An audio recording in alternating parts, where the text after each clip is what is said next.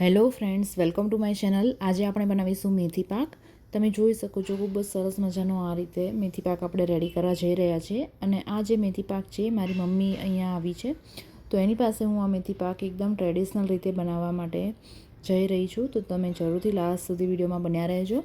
તમને જરૂરથી આ વિડીયો પસંદ આવશે. તેમજ મેથી પાક ખાવાથી ઘણા બધા પેઇન દૂર થતા હોય છે, જેમ કે કમર દર્દ છે, પગનો દુખાવો છે, ઢીંચણનો દુખાવો છે. આ બધા દુખાવામાંથી ખૂબ જ જલ્દીથી રાહત મળી જતી હોય છે. તો આ પાક તમારે એક વખત શિયાળામાં જરૂરથી ટ્રાય કરવો જોઈએ. જે લોકોને મેથી ભાવે છે એ લોકોએ તો જરૂરથી આ પાક ટ્રાય કરવો જોઈએ.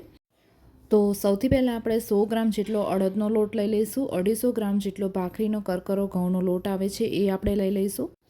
250 ગ્રામ જેટલી આપણે અહીંયા સાકર લઈ લેવાની છે અને 200 ગ્રામ જેટલો ગુંદર લઈ લઈશું. અને ગુંદર જો મોટો હોય તો થોડા થોડા આવી રીતે પીસીસ બનાવી લેવાના છે. અને અહીંયા આપણે ખસખસ લઈ લઈશું 50 ગ્રામ જેટલી. 100 ગ્રામ આપણે મેથીનો પાવડર લઈ લઈશું અને 50 ગ્રામ આપણે ગંઠોડા લઈ લઈશું. આ બંનેના રેડીમેડ પેકેટ તમને મળી રહેશે. ગંઠોડાનું આપણે અડધું જ પેકેટ યુઝ કરવાનું છે. અને અહીંયા 200 ગ્રામ જેટલી આપણે સૂંઠ લઈ લઈશું. હવે 500 ગ્રામ જેટલો આપણે ગોળ લઈ લઈશું અને એને આ રીતે પથ્થરની મદદથી ભાંગી લઈશું, અથવા તો તમે ગ્રેટ પણ કરી શકો છો, જે તમને ઇઝી લાગે. અહીંયા આપણે ઘી લઈ લઈશું. ઘી આપણે જરૂરિયાત મુજબ એડ કરીશું. સૌથી પહેલાં આપણે 3 થી 4 ચમચા જેટલું ઘી આપણે કડાઈમાં એડ કરી દીધું છે અને એકદમ ગરમ થવા દેવાનું છે. તેલને જે રીતે આપણે ગરમ થવા દઈએ કઈ વસ્તુ ફ્રાય કરવા માટે, બિલકુલ એવી જ રીતે અહીંયા ઘીને ગરમ થવા દેવાનું છે, જેથી કરીને આમાં જે આપણે ગુંદર તળીશું એકદમ સારી રીતે તળી શકાય. મતલબ એ કાચો ન રહેવો જોઈએ, એવી રીતે આપણે એને ફ્રાય કરવાનો છે. તો સૌથી પહેલાં આપણે થોડો એવો ગુંદર એડ કરીને ચેક કરી લઈશું કે ઘી સારી રીતે ગરમ થયું છે કે નહીં. તો અહીંયા થોડો ગુંદર આપણે એડ કરી દીધો છે. આ જે ગુંદર છે એકદમ ઉપર તરી રહ્યો છે, મતલબ ઘી સારી રીતે ગરમ થઈ ગયું છે. તો હવે થોડો થોડો ગુંદર એડ કરીને બધો જ ગુંદર આપણે તળી લઈશું. તો ગુંદર આપણે થોડો થોડો કરીને જ આપણે તળીશું. ફ્રેન્ડ્સ, તમને અમારા વિડીયો પસંદ આવતા હોય તો વિડીયોને લાઇક, શેર કરો અને ચેનલને સબસ્ક્રાઈબ જરૂરથી કરજો. જો તમે અમારી ચેનલ પર નવા હો તો ચેનલને જરૂરથી સબસ્ક્રાઈબ કરી લેજો, જેથી કરીને આવાવાળા બધા જ નવા વિડીયોના નોટિફિકેશન્સ તમને મળી રહે અને તમે અમારા લેટેસ્ટ વિડીયો સૌથી પહેલાં વોચ કરી શકો. આ રીતે અડધો અડધો કરીને ગુંદર આપણે ફ્રાય કરી લેવાનો છે. અને આ સિવાય પણ ઘણી બધી રેસિપીઓ અમે અમારી ચેનલ પર શેર કરેલી છે. તમને જરૂરથી પસંદ આવશે તો તમે જરૂરથી એક વખત અમારી ચેનલ પર જઈને ચેકઆઉટ કરી લેજો. તો તમે જોઈ શકો છો ગુંદર સારી રીતે તળાઈ ગયો છે. તો હવે આપણે એને કાઢી લઈશું. તો આ રીતે બધો જ ગુંદર ફ્રાય કરીને કાઢી લેવાનો છે. અને ત્યારબાદ આપણે એનો ચૂરો બનાવી દેવાનો છે, અથવા તો પથ્થરની મદદથી પીસી લઈશું. તો અહીંયા બધો જ ગુંદર આ રીતે આપણે એક મોટા તગારામાં કાઢી અને પથ્થરની મદદથી પીસી લીધો છે. ફ્રેન્ડ્સ, આ રેસીપી એકદમ ટ્રેડિશનલ રીતે આપણે બનાવી રહ્યા છીએ. મારા મમ્મીના હાથની આ રેસીપી બધાને બહુ જ પસંદ છે અમારા ઘરમાં. જનરલી મને તો મેથી પાક ભાવતો નથી, તો જે લોકોને આ ભાવે છે એના માટે મેં ખાસ કરીને આ રેસીપી બનાવડાવી છે. અને કોઈને બનાવવો હોય અને ન ફાવતો હોય તો તમને આ વિડીયો હેલ્પફુલ થઈ શકે છે.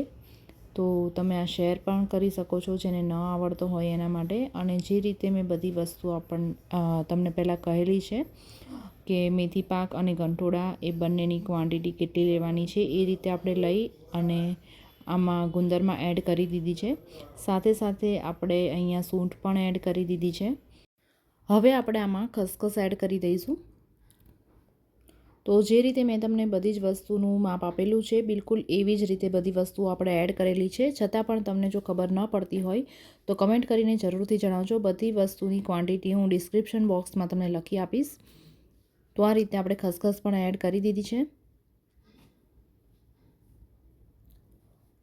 અને ફ્રેન્ડ્સ, તમે આમાં ડ્રાયફ્રૂટ્સ પણ એડ કરી શકો છો. જો તમને પસંદ હોય તો ડ્રાયફ્રૂટ્સ પણ એડ કરી શકાય છે. ખૂબ જ ટેસ્ટી લાગે છે. ડ્રાયફ્રૂટ્સને જો તમે એડ કરો તો થોડા ફ્રાય કરીને એડ કરજો, જેથી ક્રન્ચીવાળો ખૂબ જ સરસ મજાનો ટેસ્ટ આવે. અને અહીંયા આપણે જે સાકરનું માપ આપેલું હતું એ જ માપથી આપણે સાકર એડ કરી લઈશું.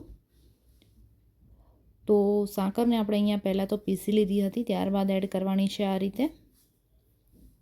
હવે બધું જ મિશ્રણ આપણે આ રીતે કરી લઈશું. બધું જ આ રીતે મિક્સ કરી લેવાનું છે. તો ખૂબ જ સારી રીતે બધું મિક્સ થઈ ગયું છે. હવે આપણે એક કડાઈમાં ઘી એડ કરીશું, જેમાં આપણે ગુંદર ફ્રાય કરેલો હતો એ જ ઘીમાં થોડું વધારે ઘી એડ કરી અને થોડું ગરમ થવા દઈશું. તો ઘી ધીરે ધીરે ગરમ થઈ રહ્યું છે, તમે જોઈ શકો છો. અને આ જે બ્લેક દેખાય છે એ ગુંદરના જ તે પાર્ટિકલ્સ છે આમાં. તો ઘી પણ સારી રીતે ગરમ થઈ ગયું છે. હવે આપણે આમાં લોટને શેકી લઈએ. તો જે અડદનો લોટ અને ભાખરીનો કરકરો લોટ આપણે લીધેલો હતો માપની સાથે, એ બંને લોટ આપણે આમાં એડ કરી દઈશું અને મીડિયમ ફ્લેમ પર આને શેકી લઈશું.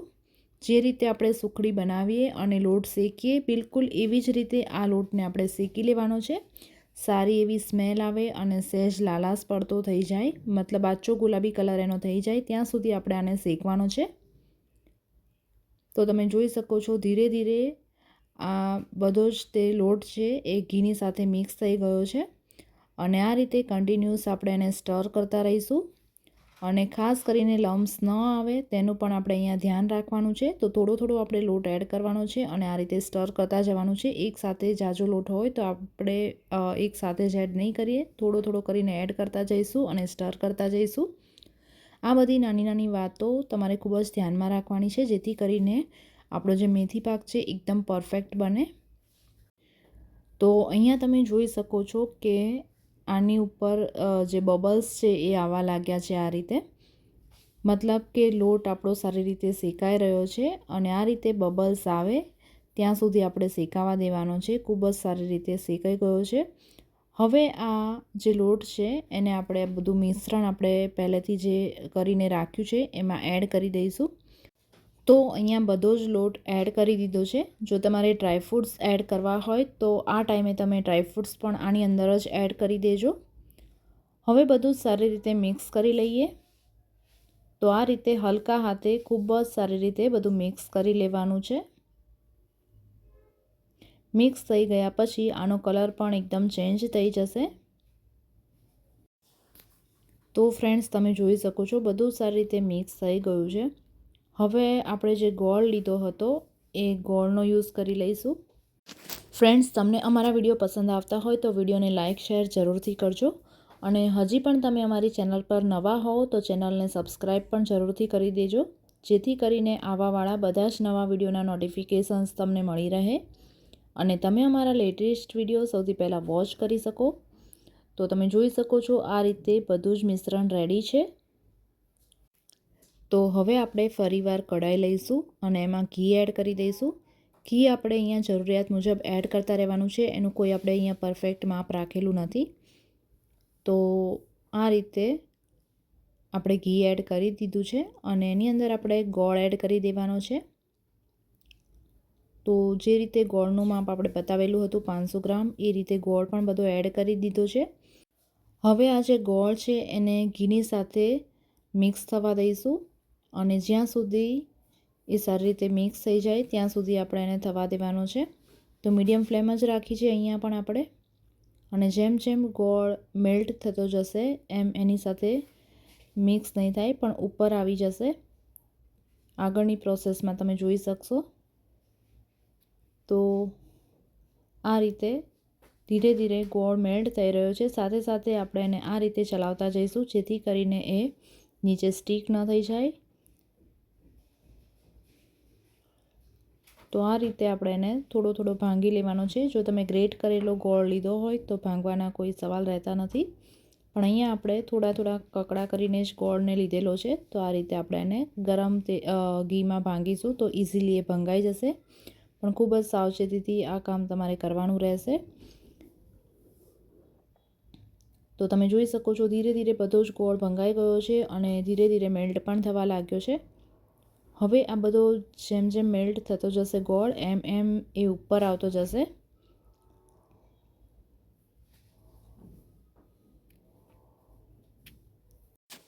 ફ્રેન્ડ્સ આ બધી રેસીપી ખૂબ જ ટ્રેડિશનલ રેસીપી છે. પહેલાંના ટાઈમમાં આ બધી રેસીપી બધા ખૂબ જ બનાવતા, હજી પણ ઘણા લોકો બનાવતા હોય છે.